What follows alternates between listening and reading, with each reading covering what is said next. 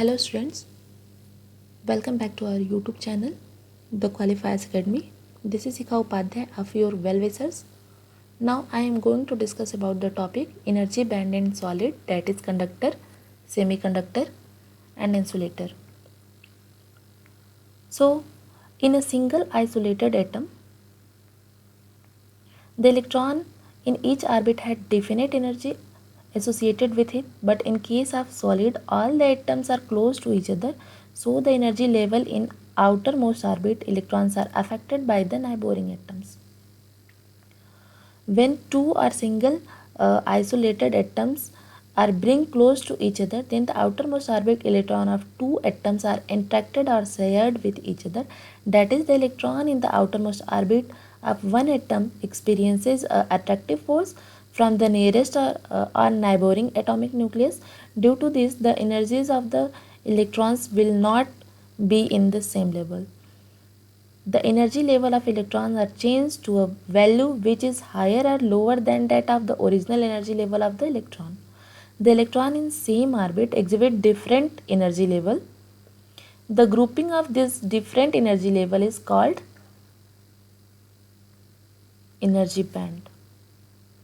The grouping of this different energy level is called energy band. There are number of energy band in solid, but three of them are very important. These three energy band are important to understand the behavior of solid. These are valence band, conduction band and forbidden band या forbidden energy band. जो हमारा conduction band होता है वो सबसे नीचे situated होता है, बीच में हमारा गैप होता है और सबसे ऊपर हमारा कंडक्शन बैंड होता है. गाइज हमारा जो एटम होता है, सपोज ये हमारा कोई एटम है, तो इसके लिए अगर हम एनर्जी बैंड बनाते हैं तो जैसे कोई भी एटम को हम डिनोट करते हैं 1s 2s 2p and so on जैसे जाता है. अब दो एटम के कॉम्बिनेशन से मॉलिक्यूल बनता है, तो इसके लिए जो हमारी एनर्जी बैंड होगी 1s star 2s star 3s star, मतलब कि ये हो जाएगा, ये दोनों को मिला के 1s, ये 2s, ये 2p और ये 2p स्टार, तो ये हमारा 2p के इक्वल है. अगर हम तीन मॉलिक्यूल के लिए बनाए तो ये बनेगा ऐसे ऐसे करके, ये 1s 2s 2p. और अगर हम एक सॉलिड के लिए बताएं, जो सॉलिड में बहुत सारे मॉलिक्यूल एक दूसरे के साथ ओवरलैप करते हैं, तो जो हमारा एनर्जी बैंड होगा वो कुछ ऐसे बनेगा.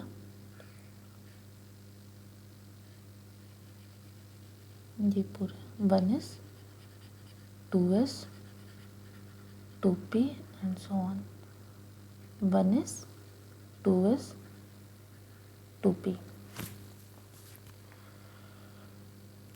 Now, valence band. The energy band, which is formed by grouping the range of energy levels of the valence electron or outermost electron, is called as a valence band. Valence band is presented below the conduction band. Electrons in the valence band have lower energy than the electrons in the conduction band. The electron present in valence band are loosely bound to the nucleus of the atom. मतलब ये कि जो हमारा atom होता है उसके outer most orbit में जो इलेक्ट्रॉन होते हैं, balance electron. The energy band which is formed by grouping the range of energy level in the balance electron. मतलब कि हमारा जो बैलेंस बैंड होता है, तो वो हमारा ये जो बैलेंस इलेक्ट्रॉन है, इन सब की जो एनर्जी है उसके ग्रुप से फॉर्म्ड होता है. ठीक है. बैलेंस बैंड हमेशा कंडक्शन बैंड के विलो होता है. ये हमारा वी बी है, ये सी बी है और बीच में गैप क्रिएट हो रहा है जिसे हम कहते हैं forbidden gap.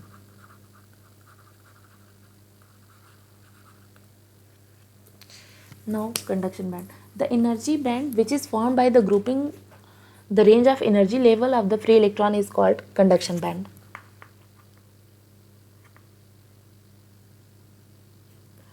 Generally the conduction band is empty, but when external energy is applied to the electrons in the valence band jump into the conduction band and become free electrons. Electrons in the conduction band have higher energy than the electrons in the valence band. The conduction band electrons are not bounded the nucleus of the atom. मतलब कह रहा है कि हमारा ये एक atom है, ये इसके डिफरेंट ऑर्बिट हैं, ये जो है ये हमारा आउटर मोस्ट ऑर्बिट पे जो हमारे इलेक्ट्रॉन होते हैं वो हमारे बैलेंस इलेक्ट्रॉन कहते हैं हम उसे। अगर हम इस पर कोई एक्स्ट्रा एडिशनल एनर्जी अप्लाई कर रहे हैं, जैसे orbital energy optical energy, thermal energy, potential energy, कोई भी एनर्जी हम अप्लाई कर रहे हैं, तो जो हमारे आउटर मोस्ट इलेक्ट्रॉन है, मतलब जो हमारे वैलेंस इलेक्ट्रॉन है, वो क्या करेंगे, वो सेंट्रीफ्यूगल फोर्स के कारण फ्री हो जाएंगे और वो बाहर मूव करने के लिए फ्री रहेंगे। तो वो इलेक्ट्रॉन जो होते हैं वो हमारे फ्री इलेक्ट्रॉन होते हैं। अब ये कह रहा है कि the energy which is form by the grouping of free electrons, बहुत सारे फ्री इलेक्ट्रॉन्स मिलकर जो एनर्जी फॉर्म करते हैं, तो जो एनर्जी की लेवल इससे फॉर्म होती है वो हमारी क्या होती है, कंडक्शन बैंड होती है। ठीक, कंडक्शन बैंड जो होता है वो बैलेंस बैंड के ऊपर सिचुएटेड होता है और जनरली कंडक्शन बैंड इम्पटी होता है, लेकिन जब हम एक्सटर्नल एनर्जी अप्लाई करते हैं तब इसमें से बैलेंस बैंड से, जब हम एक्सटर्नल एनर्जी अप्लाई करते हैं तो बैलेंस बैंड से इलेक्ट्रॉन जंप कर जाते हैं कंडक्शन बैंड में। ठीक, now forbidden gap. Forbidden gap क्या होता है,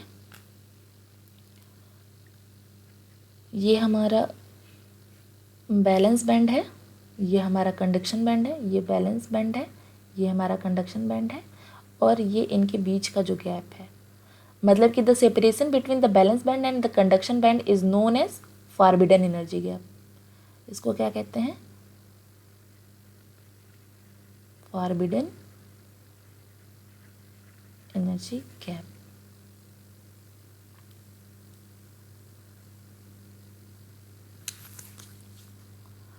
In solid, electrons cannot stay in forbidden gap because there is no allowed energy state in the region. Forbidden gap is major factor for determining the electrical conductivity of a solid. The classification of material as insulator, conductor and semiconductor is mainly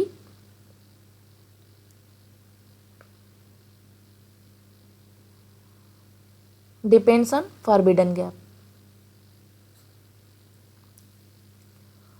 So the energy associated with forbidden gap is called energy gap and it is measured in the unit electron volt. Since 1 electron volt is 1.6 into 10 to the power minus 19 joule. Now energy band in conductor, semiconductor and insulator.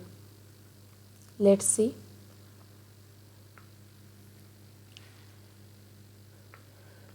Difference between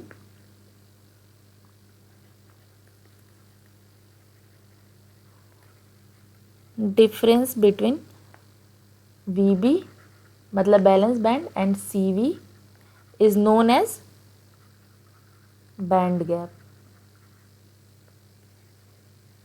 ठीक, अब जो हमारा conductor होता है, ये हमारा conductor के लिए हम एनर्जी बैंड गैप बना रहे हैं, ये हमारा बैलेंस बैंड है और ये हमारा कंडक्शन बैंड है, ये हमारा बैलेंस बैंड है, एक मिनट, ये हमारा कंडक्शन बैंड है, ये VB और ये CB और ये हमारा एनर्जी बैंड, और ये हमारा फॉरबिडन गैप है, मतलब कि जीरो है, यहाँ पे कोई भी गैप नहीं है क्योंकि हमारे कंडक्टर में कंडक्शन बैंड और वैलेंस बैंड ओवरलैप करते हैं। ये हमारा कंडक्टर के लिए है।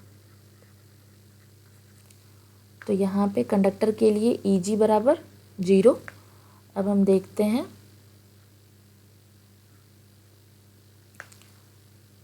देखते हैं, सेमीकंडक्टर के लिए।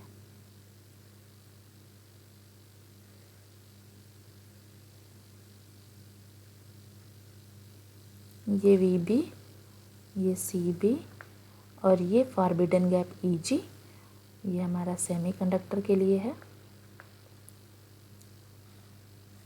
और ये हमारा है Vb, Cb और ये Eg, मतलब कि फॉरबिडन गैप। जो हमारा इंसुलेटर के लिए है, तो उसमें जो हमारा फॉरबिडन गैप होता है वो 6 इलेक्ट्रॉन वोल्ट के बराबर होता है। ये इंसुलेटर के लिए है, ये सेमीकंडक्टर के लिए। सेमीकंडक्टर में जो हमारी Eg होती है, मतलब फॉरबिडन एनर्जी गैप, वो सिलिकॉन के लिए होती है 1.21 इलेक्ट्रॉन वोल्ट और जर्मेनियम के लिए होती है 0.78 इलेक्ट्रॉन वोल्ट एट 0 केल्विन पे।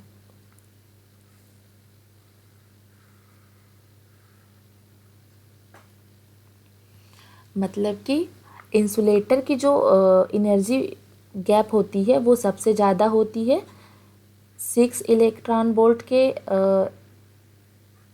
अराउंड।